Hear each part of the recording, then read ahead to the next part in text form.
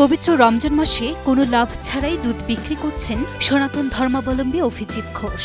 বিনা লাভে গরুর দুধটা আমি দেবো, যে দামে কিনতেছি তার সাথে জাস্ট প্যাকেজিং খরচটা যোগ করে দিয়ে দিতেছি, লাভ করতেছি না।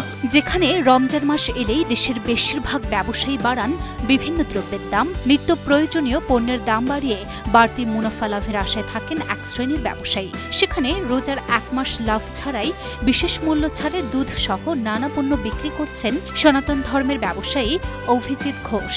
রমজান আসলে আমরা সবাই জানি যে নিত্য প্রয়োজনীয় দ্রব্যের দাম সব ব্যবসায়ী বাড়ায় দেয়। সেখানে এই মিষ্টি কারণের এই ভাইয়ের যে উদ্যোগটা নিয়েছে, এই উদ্যোগটা আসলে প্রশংসনীয়। গত বছর রমজান মাসে হঠাৎ করে দ্রব্যমূল্যের দাম অনেক বেড়ে যায়। নিম্ন আয়ের মানুষেরা খাবার কিনে খেতে হিমশিম খাচ্ছিলেন। তাদের এই দুরবস্থা দেখে তার দোকানের সকল পণ্যে মূল্য ছাড় দিয়ে বিক্রি করেন তিনি। আসলে গত বছর যখন আমার প্রতিষ্ঠানে মূল্য ছাড় দেই, তখন সারা বাংলাদেশে দ্রব্যমূল্যের দাম অনেক ঊর্ধ্বগতি ছিল। মানুষের ভিতরে একটা নীরব হাহাকার ছিল এবং অনেক প্রতিবাদ ছিল।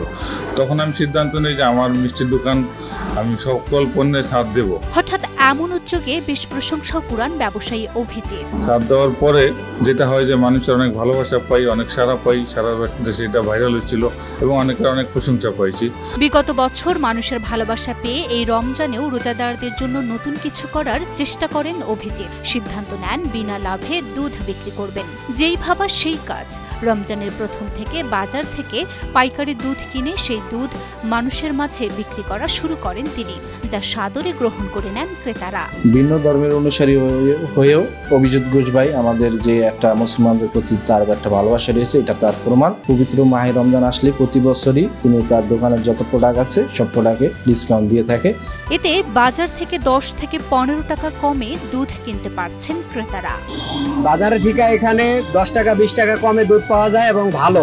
অভিজিৎ ঘোষ ভাই এত ভালো একটা উদ্যোগ নিছে, তারে অনেক অনেক ধন্যবাদ। শুধু দুধই নয়, অভিজিতের লক্ষ্য ক্রেতাদের হাতে পুষ্টিগুণ সমৃদ্ধ দুধ তুলে দেয়া। তাই দুধের সঠিক তাপমাত্রা নিয়ন্ত্রণ, দীর্ঘ সময় সংরক্ষণ ও ব্যাকটেরিয়া দূর করতে 1.5 লাখ টাকা খরচ করে নিয়ে আসেন এক অত্যাধুনিক মেশিন।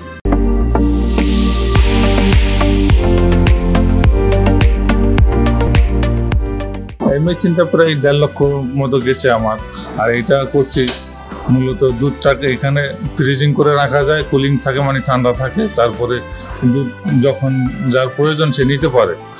আগে যেমন বাজার থেকে দুধ নিলে নষ্ট হয়ে যায় বা ধুলাবালি মাছি পড়তেছে, সেই সুযোগটা নাই। এতে করে ক্রেতারা তাদের সময় অনুযায়ী তার থেকে দুধ নিতে পারছেন। তার এমন উদ্যোগে খুশি স্থানীয়রা।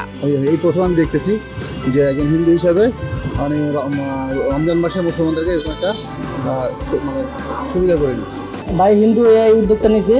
আমাদের মুসলিম আমাদের প্রত্যেকটা ব্যবসায়ী রমজান উপলক্ষে এই উদ্যোগটা গ্রহণ করা আমার মতে উচিত বলে মনে করি আমি। শরীয়তপুরের নড়িয়া উপজেলার ঘোষপাড়া এলাকার মিষ্টি ব্যবসায়ী 40 বছর বয়সী অভিজিৎ ঘোষ। তিনি নড়িয়া বাজারের চকথ রোডে মিষ্টি কানন নামে এক ব্যবসা প্রতিষ্ঠান পরিচালনা করে আসছেন। তার দোকানে পাওয়া যায় রসগোল্লা, রসমালাই, সন্দেশ সহ অন্তত 24 প্রকারের মিষ্টি। সমাজের জন্য ভালো কিছু করার তাগিদেই এই কাজ শুরু করেন তিনি। এটা আসলে ধর্মীয় দিক চিন্তা করি না, তবে আমরা যেহেতু এক একজন এক এক ধর্মের, আমাদের সকলের অবস্থান থেকে যদি একটা অবদান রাখতে পারি যে না, মুসলমান ভাই এর একটা ধর্ম পালন করতেছে, তাদের এই সময় যদি কিছু একটা করতে পারি, এটা ভালো লাগবে। অভিজিৎ ঘোষের এমন উদ্যোগ দেখে অন্যান্য ব্যবসায়ীদের উচিত তাকে অনুসরণ করা, এমনটাই মনে করেন অনেকে। আমি বলবো যে নড়িয়া বাজারে যত দোকানদাররা আছে তারা অভিজিৎ ঘোষের থেকে তারা নেবে, এটা ওকে অনুকরণ করবে। প্রত্যেকটা দোকানে যদি এরকম ভবিষ্যতে হয় তাহলে জনসাধারণের জন্য ভালো হবে।